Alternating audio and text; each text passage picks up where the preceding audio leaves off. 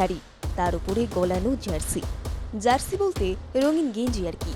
খালি পায়ে ফুটবল নিয়ে মাঠের ধুলো উড়িয়ে দাপিয়ে বেড়াচ্ছেন মহিলারা।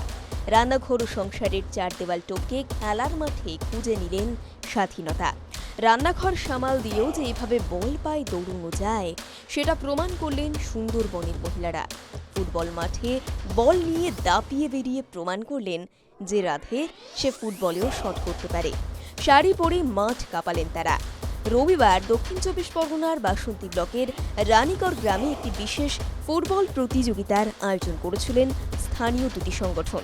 সেখানেই নিজেদের প্রতিভা দর্শকদের সামনে তুলে ধরলেন শিবানী মণ্ডল, ময়না মিস্ত্রিরা। জিতলেন ট্রফিও। এটি প্রথম নয়, এর আগের বছরেও হয়েছিল টুর্নামেন্ট। এই ফুটবল খেলা শুধু বিনোদন নয়, মহিলাদের আত্মবিশ্বাস, অধিকার, সমাজ বদলের এক জোরালো বার্তা। ঘটনাচক্রে আজই স্বামী বিবেকানন্দের জন্মদিন, যিনি গীতা পাঠের চেয়ে ফুটবল খেলাকেই বেশি প্রাধান্য দিতেন। আমাদের তো কোনো প্র্যাকটিস করা হয় না, আমরা এই প্রথম একটাবার বছরে এসে এখানে খেলাটা করা হয়।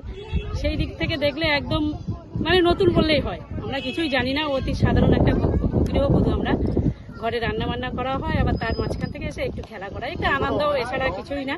খুবই ভালো লেগেছে। আমি একজন সাধারণ গৃহবধূ।